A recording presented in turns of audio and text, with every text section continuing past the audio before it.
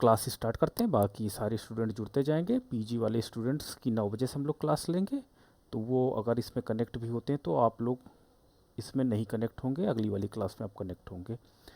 तो हम लोग जो आपके साथ टॉपिक आज डिस्कस करने जा रहे हैं वो है पार्शियल इलास्टिसिटी में बात करने जा रहे हैं। तो सबसे पहले हम इसका कॉन्सेप्ट देखेंगे कि पार्शियल इलास्टिसिटी का मतलब क्या होता है। देन उसके बाद हम इसके कुछ फार्मूले पे काम करेंगे और थर्ड पार्ट में कुछ एप्लीकेशंस पे काम करेंगे। तो सबसे पहले हमारी बात जब हम जाते हैं और हम जानते हैं कि जो इसके पहले हमने डिमांड फंक्शन डिस्कस किया था, आपने देखा था कि वन वेरिएबल जो फंक्शन हमने इसके पहले डिस्कस किया था, और वन वेरिएबल फंक्शन के अंतर्गत आपने देखा कि वहाँ पर कोई वस्तु की जो डिमांड होती है, ठीक है, एक्स, मान लीजिए एक्स कमोडिटी है, इसकी जो डिमांड होती है that is determined by that commodities price, इसी वस्तु के मूल्य के द्वारा निर्धारित होती है। ठीक है, तो इसे हम लोग क्या कहते थे, वन वेरिएबल फंक्शन कहते थे। ठीक है, लेकिन अब हमारे पास जानते हैं कि हमारे लाइफ में किसी वस्तु की जो डिमांड होती है, किसी वस्तु की डिमांड जो होती है वो उसी वस्तु के प्राइस पर डिपेंड करती है, साथ ही साथ एनदर कमोडिटी के प्राइस पर भी डिपेंड करती है। ये हमारे लाइफ में होगा। हम जानते हैं कि अगर कॉफ़ी का रेट बढ़ेगा तो निश्चित से रूप से क्या हो जाएगा, चाय की डिमांड बढ़ जाएगी, क्योंकि लोग क्या हो जाएगा, कॉफ़ी को कम कंपेयर कर पसंद करेंगे क्योंकि उसका प्राइस बढ़ा है। तो इसे हम लोग क्या टेक्निकल टर्म बोलते हैं, रिलेटिव प्राइस। ठीक है, तो रिलेटिवली जो कनेक्ट प्राइस होते हैं, तो कमोडिटी होती हैं जो इनका प्राइस रिलेटिवली डिपेंड होता है। तो इस प्रकार की कमोडिटी को हम दो कैटेगरी में डिवाइड करते हैं, और एक कमोडिटी आपकी कॉम्प्लीमेंट्री कमोडिटी होती है जिसे हम लोग पूरक वस्तु कहते हैं, और दूसरी कमोडिटी जिसे हम लोग क्या कहते हैं, सब्स्टिट्यूट कमोडिटी कहते हैं, हम स्थानापन्न कमोडिटी कहते हैं। तो हम दो प्रकार की कमोडिटी का अध्ययन करना चाहते हैं। एक हमारे पास होती है पूरक कमोडिटी, पूरक वस्तु, और दूसरी कमोडिटी जो आपकी होती है स्थानापन्न कमोडिटी होती है, स्थानापन्न वस्तु होती है। अब देखो, स्थानापन्न वस्तु में अगर किसी अदर कमोडिटी का प्राइस में बढ़ोतरी या चेंजेज होते हैं तो उसके परिणाम स्वरूप स्थानापन्न कमोडिटी की डिमांड क्या हो जाती है, बढ़ती है या घटती है। यानी अदर कमोडिटी का प्राइस का इंपैक्ट, अगर मैं कहता हूं कि अदर कमोडिटी का प्राइस अगर बढ़ता है, ठीक है, तो स्थानापन्न वस्तु की जो डिमांड होती है वो बढ़ जाती है। That have the negative relationship. ठीक है, अगर अदर कमोडिटी का प्राइस कम होगा तो हमारी स्थानापन्न वस्तु की मांग क्या हो जाएगी, कम हो जाएगी। तो इस प्रकार का रिलेशनशिप हमको देखने को मिलता है। लेकिन पूरक कमोडिटी में हम देखते हैं कि अगर हमने टायर और कार को ले लिया है, कार और टायर जो है हमारे पास दो कमोडिटी हैं, और हम जानते हैं कि जो डिमांड ऑफ द टायर है it is determined by the demand of the car. ठीक है, अगर किसी कारण से मार्केट में प्राइस बढ़ जाता है कार का, तो उससे टायर की भी डिमांड क्या हो जाएगी, कम हो जाएगी। कार की डिमांड तो कम होगी ही होगी, टायर की भी डिमांड कम हो जाएगी। तो इसे हम लोग क्या कहते हैं, कॉम्प्लीमेंट्री कमोडिटी, कि उस कमोडिटी का, यानी जो कमोडिटी डायरेक्ट रूप से उस प्राइस से जुड़ी है उसकी डिमांड कम होने के साथ साथ अनदर कमोडिटी जो इनडायरेक्ट रूप से उससे जुड़ी हुई है उसका भी डिमांड क्या हो जाता है, पहले से कम हो जाता है। तो कॉम्प्लीमेंट्री कमोडिटी में हमने एक प्रकार, विशेष प्रकार का लिंकेज देखा है। ठीक है, कि अगर प्राइस ऑफ द कमोडिटी जो डायरेक्ट रिलेटिव है उसका कम होता है तो डिमांड दोनों कमोडिटी को, तो इस प्रकार का हम लोग कॉम्प्लीमेंट्री कमोडिटी के अंतर्गत इनको रखते हैं। तो इस प्रकार का हमको रिलेशनशिप दिखाई पड़ता है। अब मैं फंक्शन की बात करता हूं कि हमारी जो कमोडिटी होती, सपोज दैट मेरे पास एक x1 कोई कमोडिटी है, तो x1 कमोडिटी का जो प्राइस होगा it is determined P1 determined the demand of x1 commodities. ठीक है, यानी ये प्रत्यक्ष रूप से जो प्राइस है P1 प्राइस, ये प्रत्यक्ष रूप से डायरेक्टली कनेक्ट है किसके साथ, x1 के साथ कनेक्ट है। ठीक है, डायरेक्टली कनेक्ट है तो इसे हम डायरेक्ट कहते हैं। लेकिन जो प्राइस ऑफ P2 है, ये अनदर कमोडिटी का जो प्राइस है ये इनडायरेक्टली डिटरमाइन कर रहा है X1 कमोडिटी को। तो इस प्रकार का अगर आपको कोई फंक्शन दिखाई पड़ता है कि X1 कमोडिटी का जो डिमांड है फंक्शन है that determined by P1 and P2, ठीक है, that is relative price of P1 and P2, दो प्राइस लेवल है जिसके द्वारा निर्धारित होता है। तो यहां पर जब हम इलास्टिसिटी को कैलकुलेट करेंगे तो ये इलास्टिसिटी हमारी क्या कहलाएगी, that is called partial elasticity. उसी प्रकार अगर कोई कमोडिटी हमारी X2 कमोडिटी है तो X2 कमोडिटी का जो डिमांड होगा it is determined by P1 price of one commodity and price of two commodity. तो इस प्रकार हम दो कमोडिटी पे डिस्कस करते हैं, दो कमोडिटी पे बात करते हैं, ठीक है, और दो प्राइस के साथ बात करते हैं। तो यहां पर आप देखिए एक से अधिक वेरिएबल्स हो जाते हैं। तो जब हमारे पास क्या होता है एक से अधिक वेरिएबल हो जाते हैं तो यहां पर हम लोग क्या कहते हैं कि पार्शियल डेरिवेशन का प्रयोग करने लगते हैं। अब एक चीज याद रखिएगा, कुछ इसके फंडामेंटल्स रूल्स हैं। अगर मान लीजिए मैं यहां पर पार्शियल डेरिवेटिव्स करता हूं, ठीक है, अगर x1 पार्शियल डेरिवेटिव x1 इस फलन को करता हूं P1 के रेस्पेक्ट में, इसी कमोडिटी के रेस्पेक्ट में, और इसका मान क्या आ जाता है हमारा 0 से कम यानी निगेटिव मान आ जाता है, ठीक है। उसी प्रकार से हम जब डेरिवेटिव करते हैं इसी का x2 फलन को, पार्शियल डेल x2 अपॉन आपके पास P1 के रेस्पेक्ट में, देखो P1 यहां पे कॉमन है, यानी P1 के संदर्भ में जब हमने इस फलन का पार्शियल डेरिवेशन किया, P1 के संदर्भ में जब हमने X2 फलन का डेरिवेशन किया, और इसका भी मान अगर निगेटिव आ जाता है यानी 0 से कम आ जाता है, तो इस तरह की कमोडिटी को हम लोग कॉम्प्लीमेंट्री कमोडिटी कहेंगे। इसमें कमोडिटी का नेचर बताना होता है, और इस प्रकार में जो आंसर आपका आता है दोनों का निगेटिव आना चाहिए, ये पॉइंट आपको याद रखना पड़ेगा। तो इस प्रकार की कमोडिटी को हम लोग कॉम्प्लीमेंट्री कमोडिटी के नाम से कॉम्प्लीमेंट्री कमोडिटी कहते हैं। अगर हमारे पास पार्शियल डेरिवेटिव हम करते हैं X2 फलन का, मान लीजिए किसके रेस्पेक्ट में करते हैं, P2 के रेस्पेक्ट में करते हैं, P2 के रेस्पेक्ट में करते हैं, और इसका मान भी निगेटिव आ जाता है। साथ ही साथ अगर हम X1 फलन का पार्शियल डेरिवेशन करते हैं P2 के रेस्पेक्ट में करते हैं, तो देखिए यहां पर ऊपर वाले में हमने P1 के रेस्पेक्ट में किया, यहां पर हमने दोनों फलन को P2 के रेस्पेक्ट में किया, और दोनों का आंसर अगर निगेटिव आता है तो इस तरह की कमोडिटी आपकी क्या हो जाएगी, कॉम्प्लीमेंट्री कमोडिटी के नाम से आप बताओगे कि these are the complementary commodity.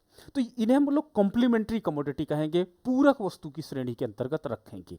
लेकिन अब देखो इसी के अपोजिट अगर आपका आंसर पॉजिटिव आ जाए, ठीक है, यही पॉजिटिव आ जाए, तो वहां पर आप डिक्लेयर क्या कर दोगे कि this is the competitive commodity, जिसे को सब्स्टिट्यूट कमोडिटी कहते हैं, उसको कॉम्पिटेटिव कमोडिटी के नाम से आप कहोगे, तो वो सब्स्टिट्यूट कमोडिटी के नाम से जानी जाएगी। यानी इसका फार्मूला क्या हो जाएगा, हमारे पास दो फलन है X1 that is determined by P1 and P2, और आपका दूसरा फलन है X2 that is determined by P1 and P2।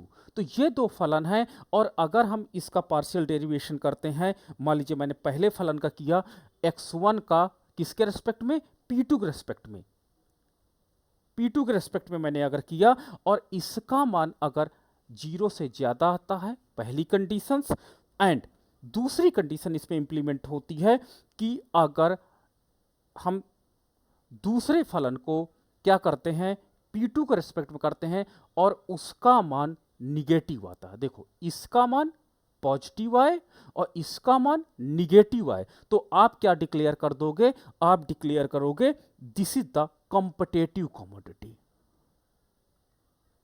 Competitive commodity के नाम से आप इसे घोषित कर दोगे, यानी ये आपके पास क्या है, स्थानापन्न वस्तु के नाम से जाना जाएगा, यानी प्रतियोगी वस्तु के नाम से जाना जाएगा।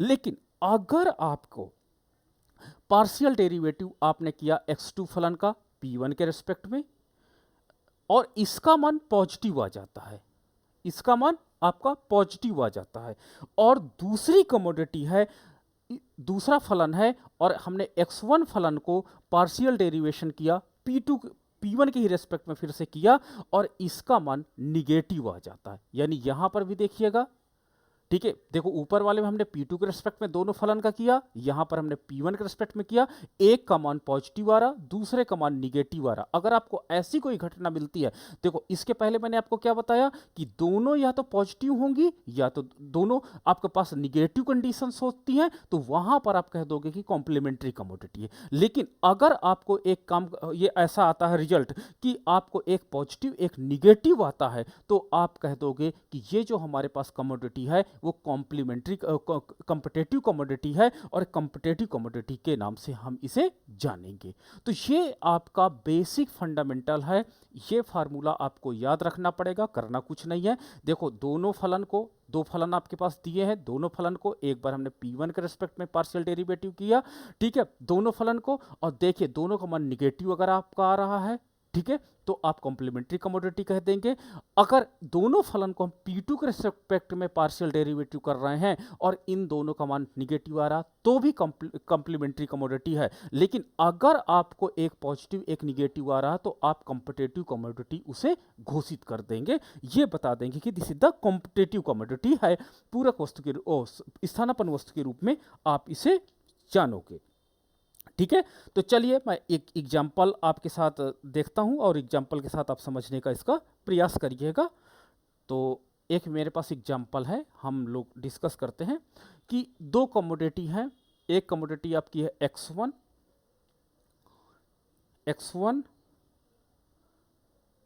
जो P1 की पावर -1.7 है एंड P2 इसकी पावर है 0.8। तो ये एक कमोडिटी का फलन है। कोई X1 कमोडिटी है, वो दो प्राइस P1 एंड P2 द्वारा निर्धारित होती, तो उसका यह फलनात्मक संबंध है, ये हमारे पास इंफॉर्मेशन गिवन है।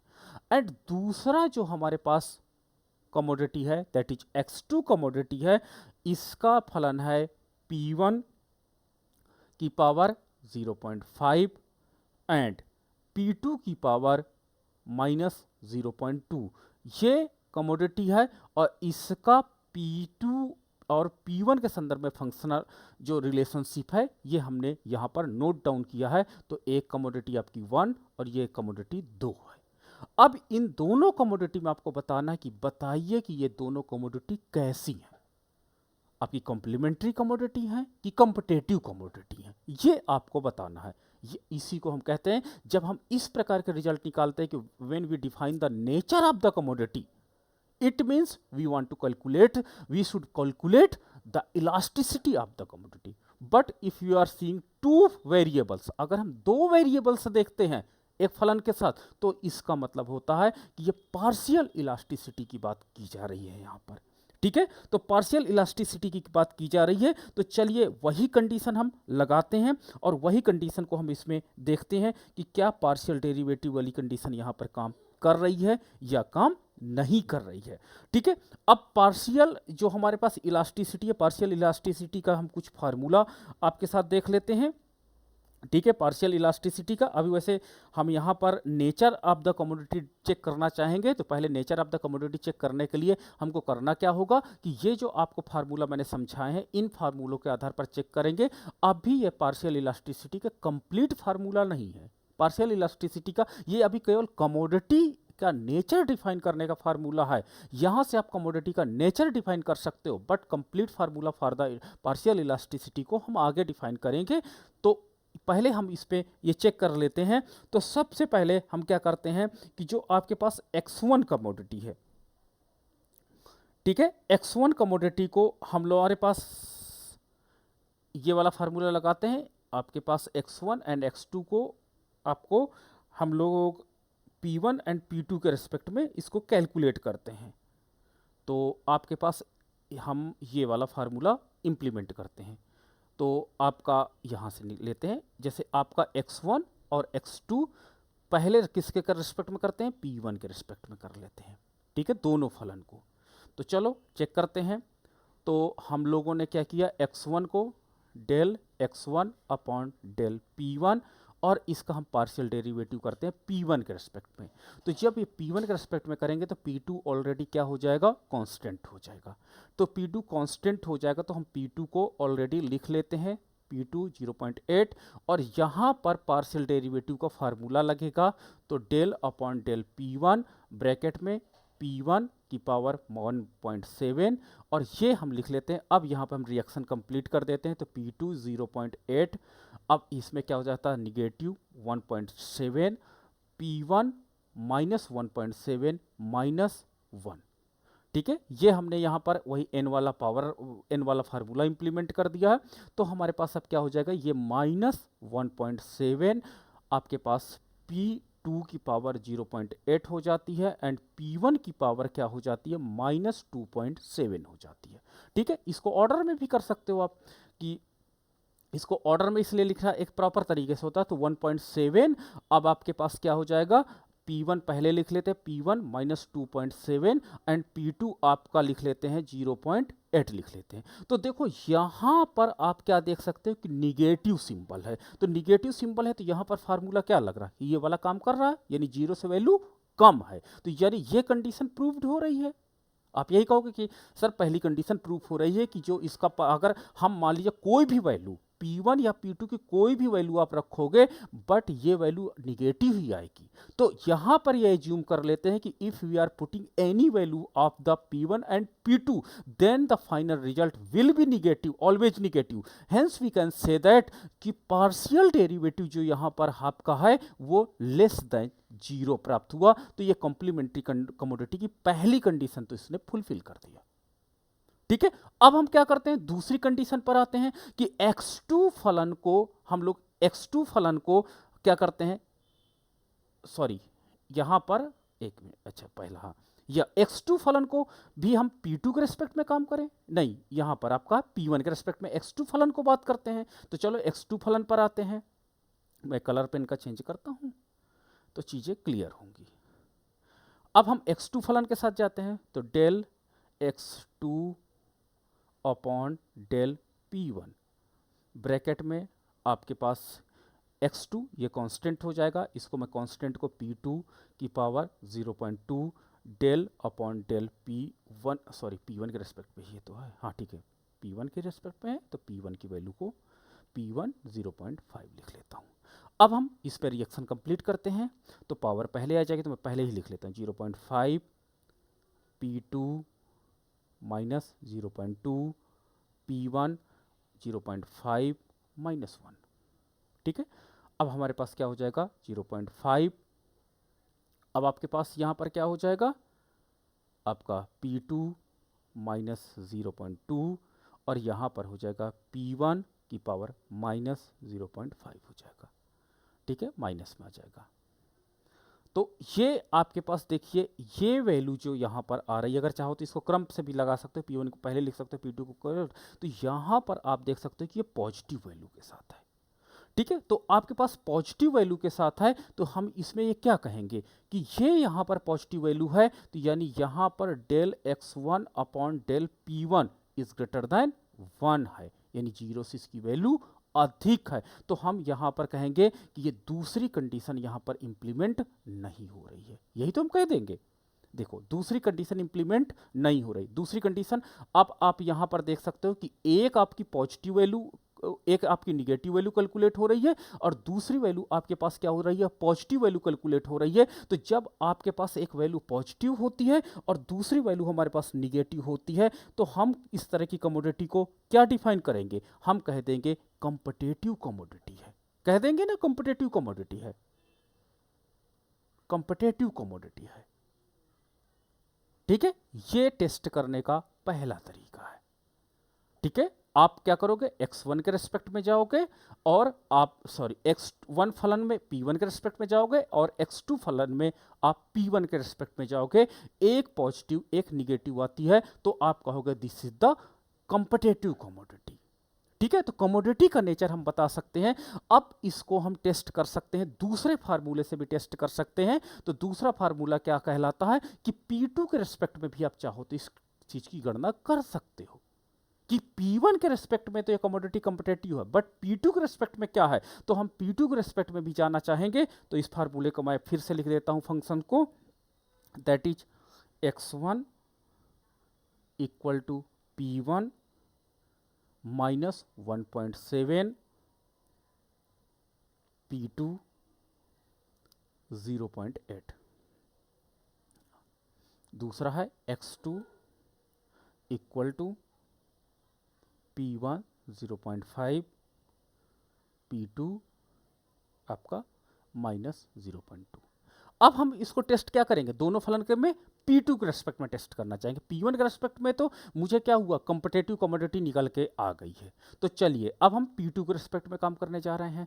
तो जब हम P2 के रेस्पेक्ट में काम करेंगे तो del x1 upon del P2, तो आपके पास हो जाएगा del upon del P2, bracket में पूरे फलन को आप लिख लोगे, P1 माइनस 1.7, P2 0.8। ठीक है, अब इसमें अब हम किसके रेस्पेक्ट में, P2 के रेस्पेक्ट में कर रहे हैं, तो P1 यहीं पे रहेगा। ठीक है, मल्टीप्लाई वाला भी आप लगाओगे तो यही चीज़ आएगी, इसलिए मल्टीप्लाई वाला मैं नहीं लगा रहा हूँ। ठीक है, आप मल्टीप्लाई वाला भी करोगे तो सेम आंसर आएगा। ठीक है, आप कर सकते हो कि एक कांस्टेंट दूसरे का डेरिवेटिव, दूसरा कांस्टेंट पहला का डेरिवेटिव करोगे तो देखिएगा रिजल्ट वही आएगा, सेम आएगा। P2 के रेस्पेक्ट में हम करेंगे तो P2 0.8। अब हमारे पास क्या हो जाएगा कि ये पहले पावर आ जाएगी, तो 0.8 P1 की पावर कितनी है, माइनस 1.7, माइनस 1.7 P2 0.8 माइनस 1। तो अब देखो इसको सिंप्लीफाई भी कर देंगे तो ये वैल्यू क्या है, पॉजिटिव वैल्यू है। तो जब ये वैल्यू आपकी पॉजिटिव है तो इसका मतलब क्या हुआ कि del x1 upon del P2 is greater than 1, ये कंडीशन प्रूफ हो जाती है। अब ये कंडीशन हमारे पास प्रूफ हो गई। चलिए अब हम x2 के साथ यही चीज़ इंप्लीमेंट करते हैं। तो जब हम x2 के साथ यही चीज़ इंप्लीमेंट करते हैं तो del x2 upon del P2, और यहाँ पर P2 के रिस्पेक्ट में करते हैं तो देखो माइनस, तो यहाँ पर हमारे पास क्या हो जाएगा, डेल P2 ब्रैकेट में सारा लिख लीजिए, P1 की पावर 0.5, P2 की पावर माइनस 0.2, पार्शियल डेरिवेटिव करते हैं with the respect of P2, तो ये पावर पहले आएगी, तो पावर जब पहले आएगी तो माइनस 0.2 लिख दिया जाएगा, P1 की पावर 0.5, P2 की पावर माइनस 0.2 माइनस 1। अब यहाँ पर इसको और सिंप्लीफाई करते हैं तो माइनस 0.2, अब आपके पास P1 की पावर 0.5 एंड P2 की पावर क्या हो जाएगी, माइनस 1.2। तो यहाँ पर आप कहोगे सेकेंड डेरिवेटिव का मान क्या है, del x2 upon del P2 is less than 1 है। तो देखो ये निगेटिव वैल्यू है और ये पॉजिटिव वैल्यू है। तो दूसरे आपके पास जब हम P2 के रेस्पेक्ट में ही इस चीज को पार्शियल डेरिवेटिव करके टेस्ट करते हैं तो सेम रिजल्ट वही आ रहा है जो आपके P1 के रेस्पेक्ट में आया था, वहां पर भी कम्पिटेटिव कमोडिटी आया था और यहां पर भी कम्पिटेटिव कमोडिटी आ रहा है। इस प्रकार हम कमोडिटी का नेचर डिफाइन कर सकते हैं। अगर दोनों वैल्यू सेम आती तो हम क्या कहते, हम यही कह देते कि ये है कम्प्लीमेंट्री कमोडिटी, बट एक की वैल्यू पॉजिटिव दूसरे की वैल्यू निगेटिव आ रही है, तो हम क्या कहेंगे कि यहाँ पर जो हमारे पास वैल्यूज आ रही हैं वो हमें ये बता रही हैं कि कमोडिटी कम्पिटेटिव है। ठीक है, यानी एक वस्तु का मांग बढ़ता है, मूल्य बढ़ता है या मूल्य घटता है तो उसकी डिमांड बढ़ती है, बट अनदर कमोडिटी की क्या होती है, डिमांड निगेटिव होती है। तो यहाँ पर ये पॉजिटिव ये बताता है कि जिसका मान लीजिए प्राइस इसका कम हुआ होगा तो प्राइस कम होने से इसकी डिमांड बढ़ी, बट कम्पिटेटिव कमोडिटी से अदर कमोडिटी की जो है वो डिमांड कम हुई होगी, इसलिए दोनों अपोजिट सिंबल रखते हैं। बट कॉम्प्लीमेंट्री कमोडिटी में आपने ये देखा होगा, ये बेसिक्स आपको सीखना जरूरी है कि मैंने कहा कार, ठीक, सॉरी मैंने कहा कार, और कार से किसके डिमांड से इंटरलिंक है, टायर का डिमांड। ठीक है, तो अगर इकोनॉमी में प्राइस ऑफ कार बढ़ता है, प्राइस ऑफ जो कार का प्राइस बढ़ता है तो उससे कार की डिमांड तो प्रत्यक्ष रूप से प्रभावित होगी। आप कहोगे हाँ सर, प्रत्यक्ष रूप से इसकी डिमांड घटेगी, और जब कार की डिमांड घटेगी तो उससे क्या हो जाएगा, टायर की डिमांड भी घटेगी, तो इसकी भी डिमांड क्या करेगी, डिक्लाइन करेगी। तो देखो ये निगेटिव और ये निगेटिव, प्राइस बढ़ने से, तो दोनों सिंबल सेम है, तो हम क्या कहेंगे, दोनों कमोडिटी क्या है, competitive complementary, sorry complementary commodity है, यानी दोनों कमोडिटी पूरक वस्तु हैं, तो यानी दोनों हैं। अगर मान लो मैं ब्लू कलर से यूज करता हूं, अगर प्राइस किसी कारण से कार का कम हो जाता, सपोज दैट एनी कारण, एनी रीजन हो जाता, और price of the car decline कर जाता, तो कार की डिमांड क्या हो जाती, बढ़ जाती। जब कार की डिमांड बढ़ती तो कार की डिमांड पॉजिटिव होती, और उससे टायर की डिमांड भी बढ़ जाती, तो हम क्या कहते हैं, पॉजिटिव। तो दोनों आंसर अगर पॉजिटिव आ रहे हैं, ठीक है, पॉजिटिव का मतलब del x1 upon del p1 is greater than 0 and del x2 upon del p1 is also greater than 0, यानी दोनों वैल्यू पॉजिटिव आ रही हैं, तो हम क्या कहेंगे, कॉम्प्लीमेंट्री कमोडिटी है, ठीक है, पूरक वस्तु है। तो इसलिए दोनों सिंबल यहाँ पे सेम आते हैं, किसमें, पूरक वस्तु के संदर्भ में। लेकिन सब्स्टिट्यूट कमोडिटी का कॉन्सेप्ट ऐसा होता है कि मान लीजिए हमारे पास टी, चाय एंड कॉफी है, ठीक है, टी एंड कॉफी है, किसी कारण से अगर कॉफी का प्राइस बढ़ जाता है, ठीक है, कॉफी का प्राइस बढ़ जाएगा, तो डिमांड ऑफ द कॉफी क्या करेगी, डिक्लाइन करेगी। तो जब demand of the coffee decline करेगी, तो यानी ये निगेटिव हुआ, ठीक है, ये निगेटिव हुआ, यानी del x1 upon del p1 क्या हो जाएगा, ये हो जाएगा। लेकिन यहां पर प्राइस कॉफी का बढ़ने से इस कमोडिटी की डिमांड क्या हो जाएगी, इस कमोडिटी की डिमांड बढ़ जाएगी, इंप्रूव करेगी। तो यहां पर डेल x1 आपका x2 अपॉन डेल p1 ये क्या हो जाएगा, पॉजिटिव हो जाएगा। और यहां पर हम पॉजिटिव देखेंगे तो देखिए दोनों अपोजिट सिंबल आपको दिखाई पड़ेंगे, तो आप क्या कहोगे कि ये स्थानापन्न वस्तु है, कंपटेटिव कमोडिटी है, इसलिए इन दोनों का सिंबल अलग अलग आ रहा है, ठीक है। तो मुझे लगता है कि अब आप आसानी से दो फलन दिए होंगे तो आराम से बता सकते हो कि सर ये दोनों कमोडिटी आपस में स्थानापन्न है या स्थानापन्न नहीं है, ठीक है, पूरक है या पूरक नहीं है, अब आराम से आप चीज़ों को बता सकते हो। तो ये मैंने अभी आपको फार्मूला जितने डिस्कस किए, ये सारे फार्मूला आपको कमोडिटी का नेचर बताने के लिए था कि अगर देखिए यहाँ पर आप देख सकते हो कि सारी वैल्यू यहाँ पर पॉजिटिव निगेटिव, तो ये कॉम्पिटिटिव कमोडिटी, स्थानापन्न वस्तु के संदर्भ में ऐसा या प्रतियोगी वस्तु के संदर्भ में हमारे पास अपोजिट सिंबल आते हैं, देखिए अपोजिट सिंबल है। लेकिन अगर आपके सिंबल सेम है तो मतलब कि कॉम्प्लीमेंट्री कमोडिटी है, तो कमोडिटी का नेचर डिफाइन करने का मैंने फार्मूला आपके साथ डिस्कस कर दिया, वो चीजें अब आपको समझ में आ जानी चाहिए। अब मैं इसका दूसरा पार्ट लेके चलता हूं कि what will be the elasticity, लोच कितनी होगी। देखो कमोडिटी का नेचर डिफाइन करना अलग चीज होती है, लोच कैलकुलेट करना वो अलग होती है, इलास्टिसिटी कैलकुलेट करना वो चीजें अलग होती हैं। तो चलिए कुछ फार्मूले हैं जो हम इलास्टिसिटी में बात करते हैं। तो इलास्टिसिटी कैसे निकाली जाती है, तो अब आपने कहा कि 4 कंडीशंस हो सकती हैं, तो 4 फार्मूले भी बनेंगे। तो चलिए पहला फार्मूला कि अगर आपने फलन को x1 फलन को पार्शियल डेरिवेटिव किया है p1 के रिस्पेक्ट में, तो आप यहां पर p1 की वैल्यू रखोगे और यहां पर आप x1 की वैल्यू रखोगे, ठीक है। तो अगर आपने फलन को p1 के रेस्पेक्ट में कैलकुलेट किया है, p1 के रेस्पेक्ट में पार्शियल डेरिवेटिव किया है, तो p1 की वैल्यू एंड x1 की वैल्यू रखना पड़ेगा, तब आपको इलास्टिसिटी मिल जाएगी। This is the first formula. Second formula, अगर आपने x1 फलन को p2 के रेस्पेक्ट में पार्शियल डेरिवेटिव किया, इट में बी पॉसिबल, हो सकता है आपने किया हो, तो यहां पर आपको क्या करना पड़ेगा, p2 प्राइस रखना पड़ेगा और x1 फलन ही रखना, x1 का मान रखना पड़ेगा और p2 का मान रखना पड़ेगा। अगर आपने p2 के रिस्पेक्ट में पार्शियल डेरिवेटिव किया तो p2 का प्राइस आपको इस इलास्टिसिटी कैलकुलेशन प्रोसेस में रखना पड़ेगा, ठीक है, तभी आप इलास्टिसिटी को कैलकुलेट कर सकते हो, नहीं तो आप इलास्टिसिटी कैलकुलेट नहीं कर पाओगे, ठीक है। आप यहाँ पे p1 p2 के रेस्पेक्ट में रख दो, यहाँ p1 का मान रखो, गलत हो जाएगा आपका। नहीं, जिसके संदर्भ में पार्शियल आपने डेरिवेशन किया है और जिस फलन का, जैसे आपने x1 फलन किया तो x1 का मान आप यहाँ रखोगे, यहाँ पर x1 किया तो आपने यहाँ x1 का मान यहाँ पे रखोगे, p1 के रेस्पेक्ट में किया तो p1 का मान रखोगे, p2 का मान p2 के रेस्पेक्ट में आपने किया तो p2 का मान रखोगे। तो ये this is the formula number 2। Third, अगर आपने x2 का फलन p1 के रेस्पेक्ट में किया है। ठीक है, तो x2 फलन को अगर आपने p1 के रेस्पेक्ट में किया तो आप समझदार हो गए कि p1 यहां पे रखना पड़ेगा और यहां पर x2 रखना पड़ेगा। ठीक है, इसी प्रकार चौथा फार्मूला हमारा कहता है कि अगर आपने x2 फलन को p2 के रेस्पेक्ट में पार्शियल डेरिवेशन किया है तो आपको यहां पर p2 की वैल्यू रखनी पड़ेगी और यहां पर आप x2 की वैल्यू रखोगे।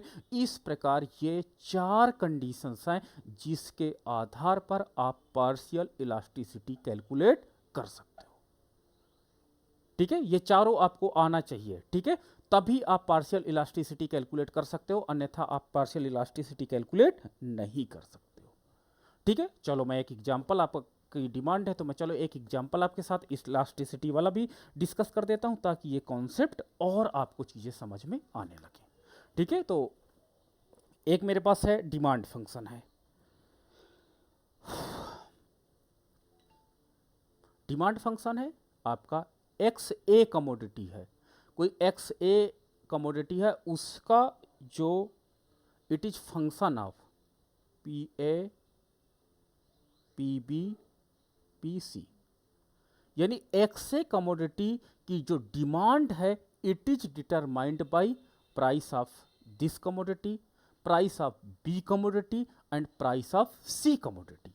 यानी पी ए इस कमोडिटी का जो प्राइस है वो इसको तो निर्धारित कर ही रहा। देखो पी ए इससे डायरेक्ट रिलेटेड है, ये आप देख रहे होगे डायरेक्ट इससे रिलेटेड है क्योंकि एक्स ए कमोडिटी है, एक्स ए कमोडिटी है और ए कमोडिटी का प्राइस है। बट ये दो प्राइस जो है वो इनडायरेक्ट रिलेटेड है।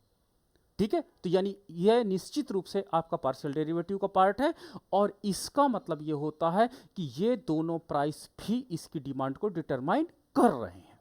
ठीक है, अब फलन आपका क्या है? फलन आपका है 63.3 minus 1.9 P A plus 0.2 P B plus 0.5 P C. ये डिमांड फंक्शन है एक्स ए कमोडिटी का। If P A equal to 10, P B equal to 8 and P C equal to 7 given, तो आपको पार्शियल इलास्टिसिटी कैलकुलेट करनी है। Partial elasticity calculate करनी है with the price of B and C, यानी P B और P C के respect में आपको क्या करना है। ये कह रहा है कि calculate the partial elasticity of demand of A commodity with the respect of price of B and price of C commodity. ये क्वेश्चन कह रहा है। तो यानी एक बार आपको बी के साथ इसका इस्टेब्लिश करना है रिलेशनशिप एंड एक बार आपको सी कमोडिटी के प्राइस के साथ इसको कंबाइन करना है और इलास्टिसिटी को कैलकुलेट करना है। तो चलिए मैं ए कमोडिटी का जो इलास्टिसिटी है मैं इस्टेब्लिश करने जा रहा हूं पीबी के साथ, पहली डिमांड के अनुसार। ठीक है, कह रहा है कि मेरे प्रत्यक्ष जिसका रिलेशन है पी ए, इसके साथ मत करिए। कह रहा है कि पीबी के साथ बताइए मेरा क्या इलास्टिसिटी है और पीसी के साथ क्या इलास्टिसिटी है। तो मैंने ए कमोडिटी की जो डिमांड है, एक्स ए कमोडिटी की जो डिमांड है वो पीबी कितना इलास्टिकल है इसके साथ इस्टेब्लिश करने जा रहा हूं। तो मेरा फार्मूला बन जाता है एक्स पार्शियल डेरिवेटिव एक्स ए अपॉन पीबी के साथ है तो निश्चित रूप से पार्शियल पीबी हो जाएगा क्योंकि पीबी के साथ हमको इस्टेब्लिश करना है। इनटू आपके पास अब यही हो जाएगा, पीबी यहां पे लिख लेंगे और आपके पास एक्स ए नीचे लिख देंगे। अब इसको कैलकुलेट करने के लिए क्या करना पड़ेगा? सबसे पहले देखो, सबसे ज्यादा इसमें तो पार्शियल डेरिवेशन तो आ जाता है, बट एक्स ए का मान निकालने के लिए आपको पी ए का मान, पीबी का मान, पीसी का मान इस फलन में रख करके इसका मान को कैलकुलेट करना पड़ेगा। तो कोई ना कोई आपको मान मिल जाएगा। तो यहाँ पर चलिए वैल्यू पुट करते हैं, तो इसका पार्शियल डेरिवेशन भी कर लेते हैं। तो पार्शियल डेरिवेशन करते हैं तो एक्स ए अपॉन पी बी, तो पी बी के रेस्पेक्ट में जब हम पार्शियल डेरिवेटिव करते हैं तो ये जीरो हो जाएगा क्योंकि इसमें पी बी है नहीं। ये भी जीरो हो जाएगा, इसके पास भी पी बी नहीं है। ये भी जीरो हो जाएगा, पी बी नहीं है। केवल क्या बचेगा? 0.2 बचेगा। देखो इसका पार्शियल डेरिवेटिव इस फलन का करोगे पीबी के रिस्पेक्ट में तो केवल 0.2 बचेगा, अदर वेरिएबल या कंपोनेंट को ये 0 कर देगा। तो ये मेरी वैल्यू यहाँ पर इसकी वैल्यू तो फाइंड आउट हो गई, तो इसकी वैल्यू फाइंड आउट हो गई 0.2 इंटू पीबी का मान ऑलरेडी 8 गिवन है तो मैंने 8 रख दिया है। ठीक है, अब एक्सए का मान निकालने के लिए पी ए का मान इसमें रख दो, पी बी का मान यहाँ पर रख दो, पी सी का मान यहाँ पे रख दोगे तो कोई ना कोई वैल्यू आएगी और उस वैल्यू को अगर आप पुट कर दोगे तो पुट करने के बाद तो कैसे हो जाएगा 63.3 माइनस 1.9, पी ए का मान है 10 प्लस 0.2, पी बी का मान है आपके पास कितना, पी बी का मान है आपका 8 आपका प्लस 0.5, पीसी का मान आपके पास गिवन है, पीसी का मान आपका 7 गिवन है। ठीक है, अब इसको जब हम कैलकुलेट करते हैं तो कैलकुलेट करने के बाद आपको आंसर मिलता है 0.024। जब आप कैलकुलेट करोगे तो दिस इज द इलास्टिसिटी, ये आपके पास इलास्टिसिटी ए टू बी होगी, ये आपकी इलास्टिसिटी है। तो इलास्टिसिटी आपकी कितनी आ गई 0.024 इलास्टिसिटी हमने कैलकुलेट करके बता दी। ठीक है, तो ये आपके पास इलास्टिसिटी कैलकुलेट करने का तरीका है। सेम इसी तरह आपको कैसे कैलकुलेट करना है, आपको कैलकुलेट करना है सी के रेस्पेक्ट में। तो सी के रेस्पेक्ट में फार्मूला क्या आपका बनेगा, तो फार्मूले में थोड़ा सा चेंजेज आएगा, चलिए मैं देख लेता हूं फार्मूले में क्या चेंजेज आएगा। तो यहां पर जहां जहां बी है वहां वहां सी हो जाएगा।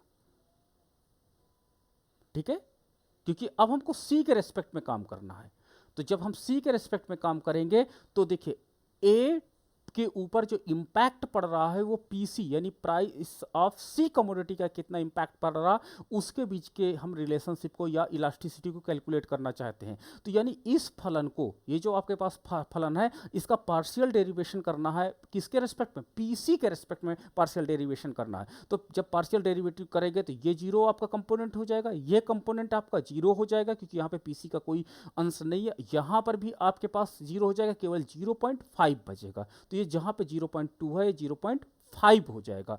अब हमारे पास क्या हो जाएगा, यहां पर वैल्यू हमने पुट कर दिया 0.5 का और 8 की जगह हमने पुट कर दिया वैल्यू 7 को। ठीक है, कैलकुलेट करेंगे, ये नीचे फंक्शन सेम रहेगा क्योंकि ऑलरेडी एक्स की वैल्यू का मान पूछा जा रहा है। और जब हम इसका पार्शियल डेरिवेशन जब हम इसी इलास्टिसिटी कैलकुलेट करेंगे with the respect of C commodity, price of C commodity, तो 0.053 आ जाता है। तो this is the elasticity of the A commodity in the respect of PC price, यानी पीसी यानी प्राइस ऑफ सी कमोडिटी के respect में हमने इसको कैलकुलेट कर लिया है और इस तरह के हम करके पार्शियल डेरिवेशन के अंतर्गत इलास्टिसिटी को आसानी से कैलकुलेट कर सकते हैं।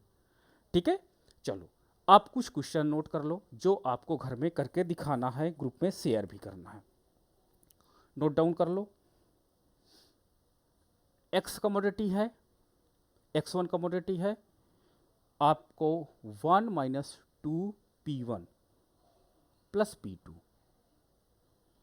दूसरी है आपकी x2 that is 5 minus 2p1 minus 3p2। पहला, वस्तु की प्रकृति बताइए कि स्थानापन्न वस्तु है कि आपकी पूरक वस्तु, वस्तु की प्रकृति आपको बताना है। दूसरा क्वेश्चन,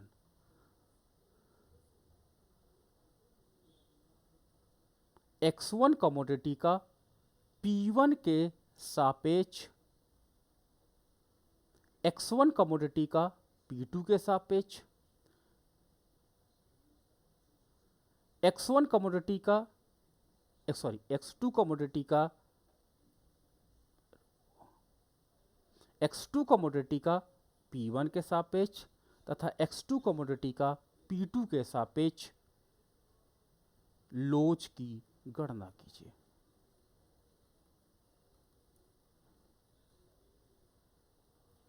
ठीक है, लोच आपको कैलकुलेट करना है और आप लोच आराम से निकाल सकते हो। ठीक है, तो अगर आपको लोच वैल्यूज में नहीं आती तो आप फलन बना के छोड़ दोगे। तो ये क्वेश्चंस आपको सॉल्व करना है। तो ये मेरा फर्स्ट क्वेश्चन है। एक क्वेश्चन मैं और दे दूँ, नहीं तो आपको दूसरा क्वेश्चन, मैं रेड कलर से दूसरा क्वेश्चन लिख देता हूँ। x1 equal to p1 minus 1.3